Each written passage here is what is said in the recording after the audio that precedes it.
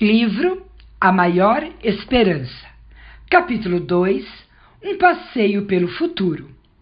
Os dois tiveram que se separar após 115 anos de casamento.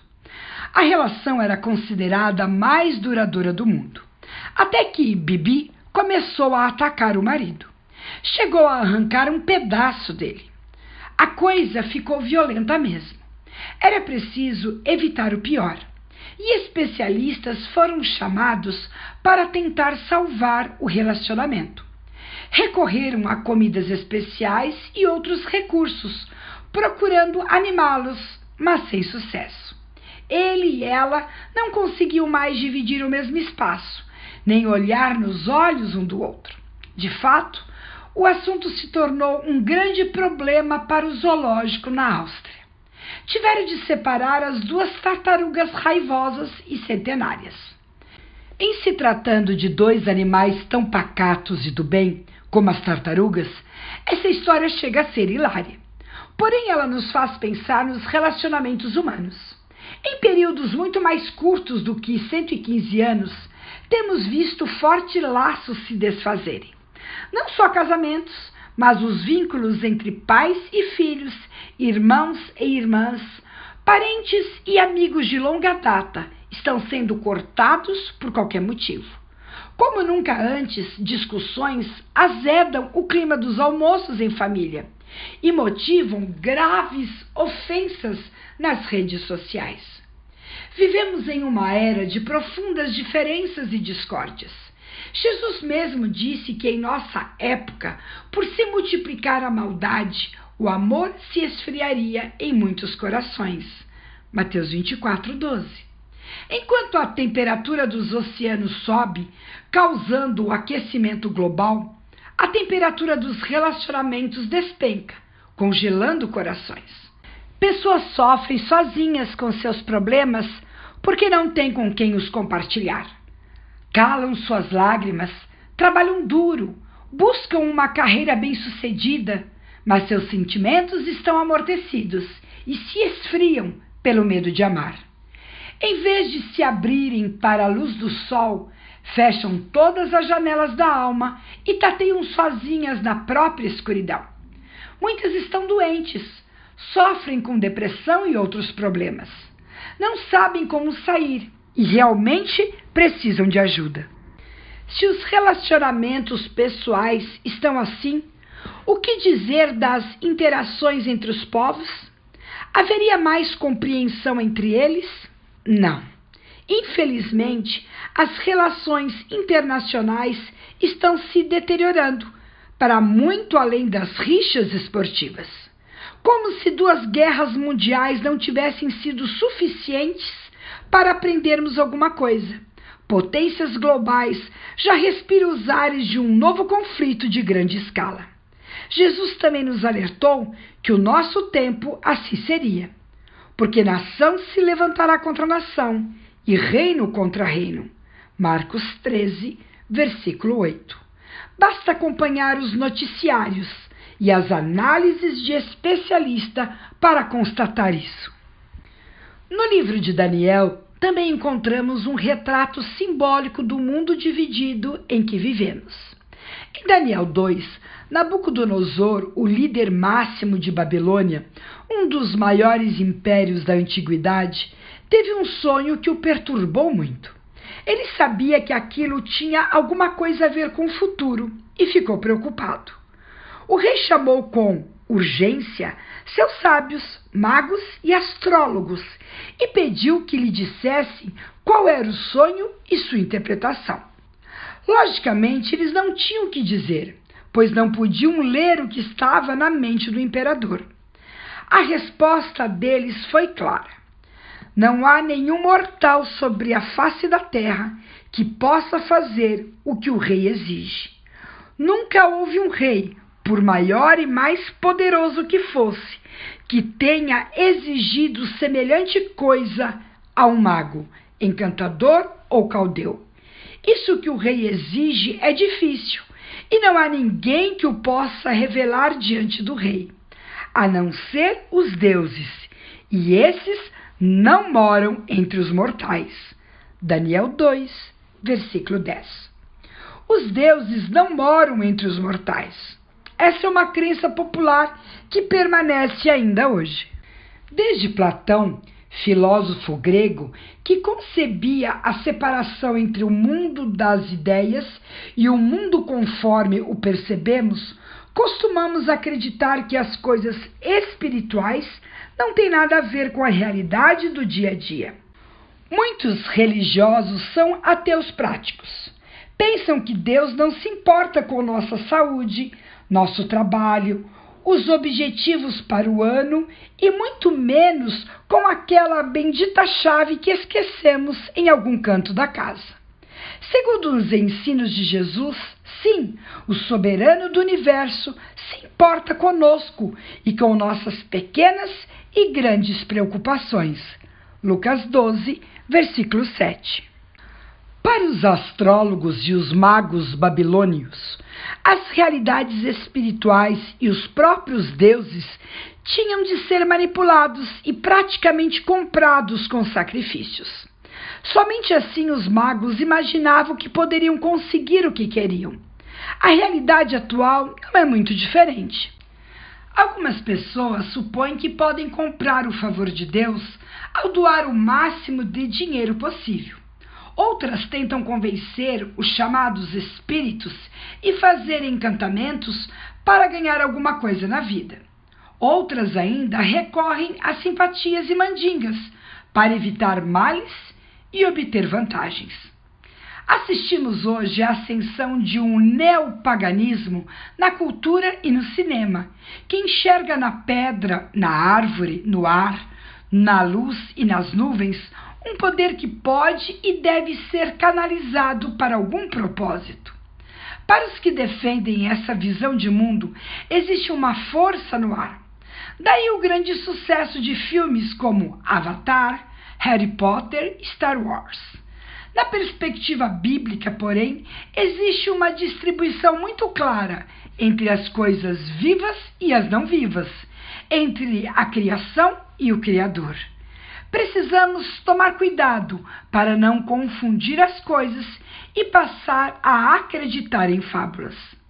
Diante da resposta que não queria ouvir, o rei Nabucodonosor se enfureceu e ordenou a morte imediata de todos os sábios, incluindo os que não estavam ali, entre eles o jovem Daniel e seus 3 amigos.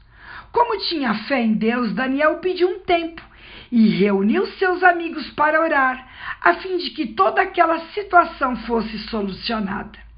O mistério foi revelado a Daniel em um sonho, enquanto ele dormia. Apressadamente, o rapaz saiu para pedir uma audiência urgente com o rei. Ao ser levado à sala do trono, Daniel reafirmou que os sábios e astrólogos haviam dito que nenhum ser humano era capaz de revelar o sonho e interpretá-lo. Contudo, acrescentou: mas há um Deus no céu que revela os mistérios, pois fez saber ao rei Nabucodonosor o que vai acontecer nos últimos dias. Daniel 2, versículo 28. O sonho de Nabucodonosor tinha a ver não somente com seu tempo, mas com um futuro distante, até a fase final da história. No sonho, o rei havia se deparado com uma imensa e extraordinária estátua metálica. A cabeça era composta de ouro, peito e braços de prata, quadril de bronze e pernas de ferro. A mesma sequência de 4 impérios também é simbolizada como feras monstruosas em Daniel 7. A primeira semelhante a um leão alado, a segunda como um urso, a terceira como um leopardo de 4 cabeças e 4 asas, e a última como um animal terrível e espantoso. Cada parte da estátua representa um império, a começar por Babilônia, 6 séculos antes de Cristo. Depois viriam outros 3 impérios, com um domínio cada vez mais extenso e decadente.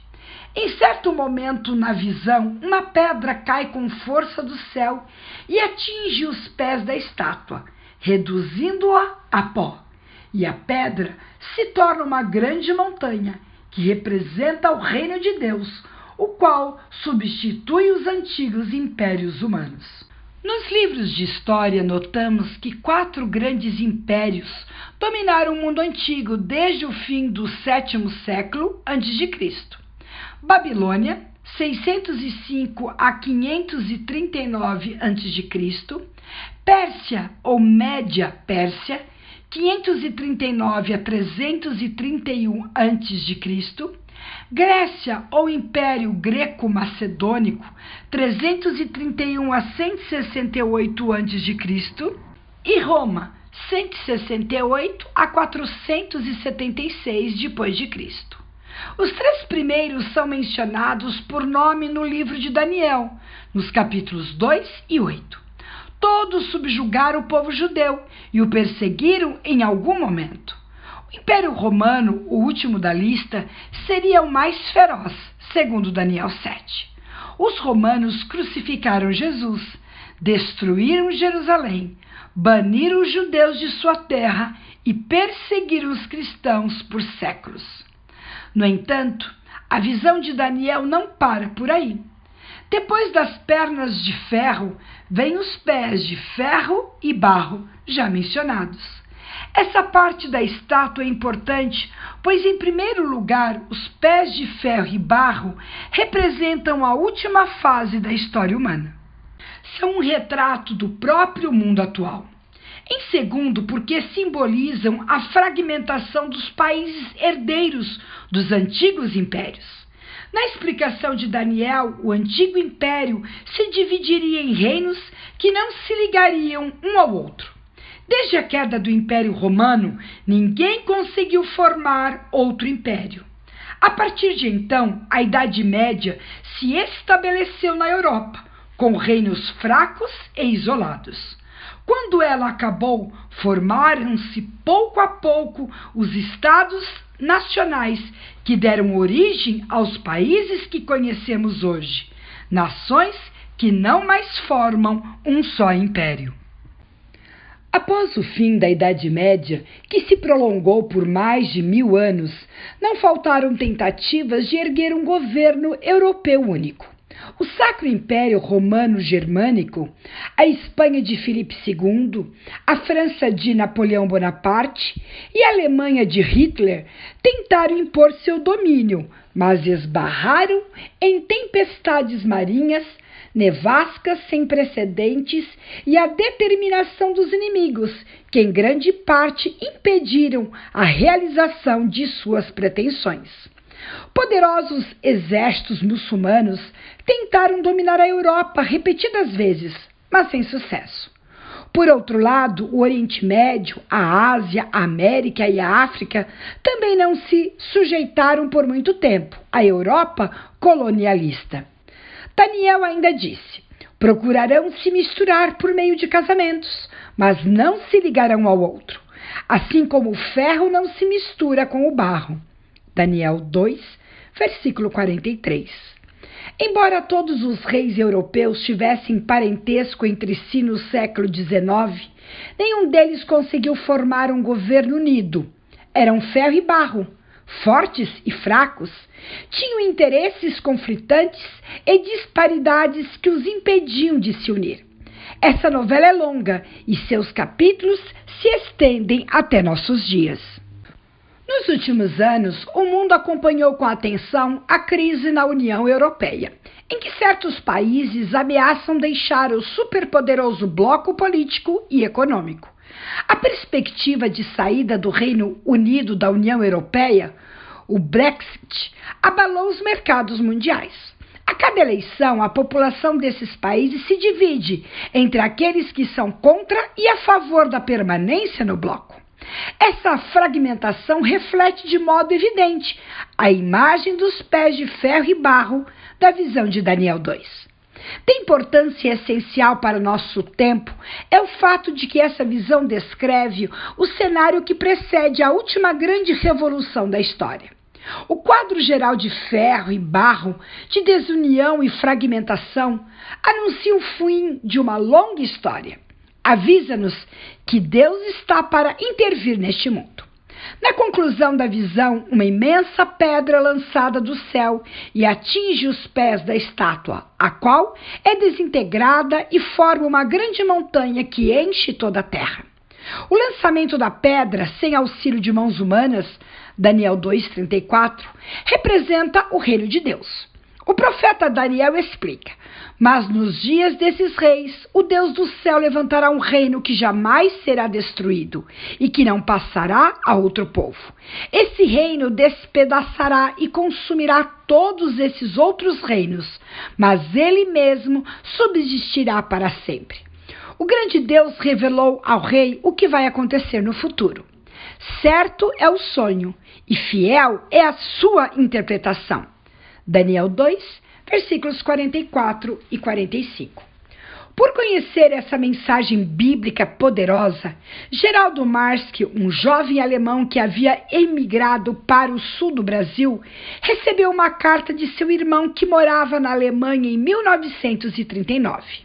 Ele disse que Hitler estava convocando jovens a voltar para a pátria-mãe com todas as despesas pagas a fim de lutar na guerra. Havia promessas de triunfo da Alemanha, que dominaria a Europa e lideraria o mundo. Marx rejeitou o convite dizendo que, segundo as profecias de Daniel 2, a Alemanha não ganharia a guerra.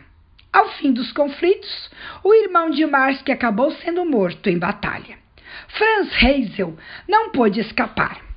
Pai de família e veterano da Primeira Guerra, ele morava na Alemanha e foi convocado para lutar na Segunda Guerra Mundial, quando tinha cerca de 40 anos de idade. Homem de fé e pacifista convicto, jogou sua arma em um lago e fez uma pistola falsa de madeira, pois preferia morrer a matar alguém. Ele atuava na Companhia 699 dos Pioneiros, que ia diante das tropas construindo pontes. Heysel, inclusive, avisava judeus para que fugissem antes que as tropas da SS chegassem. Não feriu ninguém, nem roubou objetos em toda a guerra e, felizmente, escapou com vida. Sua história impressionante é contada no livro 1000 Cairão ao Teu Lado. Ele confiava na visão do profeta Daniel. Céticos podem considerar a visão de Daniel 2 uma invenção antiga, mas ela se revela, no mínimo, uma incrível coincidência. Você não acha?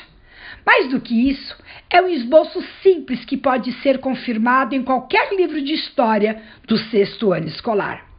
A sequência de impérios, sua fragmentação e as tentativas de uni-los são evidentes nos livros didáticos, nas notícias estampadas nos jornais ou nas postagens das redes sociais. O cenário atual de dissensão e afastamento entre as pessoas, comunidades, classes sociais, bairros, cidades, estados, regiões e país nos faz refletir.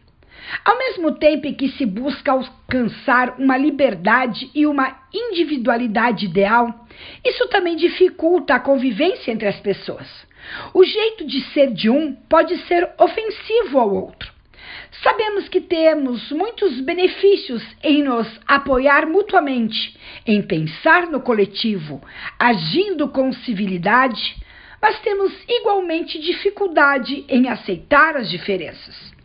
Esse profundo quadro de discórdia entre as pessoas e as nações é profético.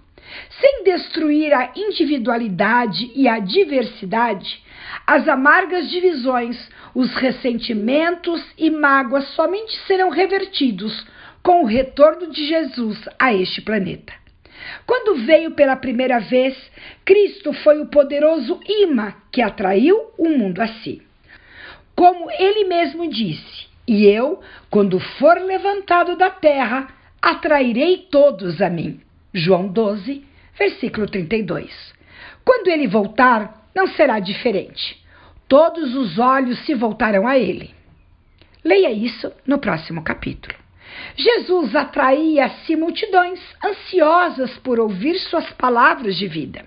Consolava os tristes, abrigava os fracos, amparava os desesperados e curava os doentes.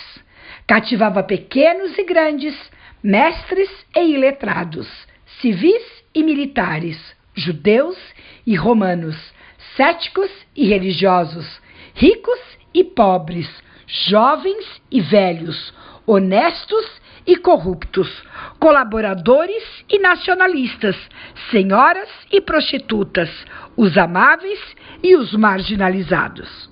Até as crianças gostavam de estar perto dele.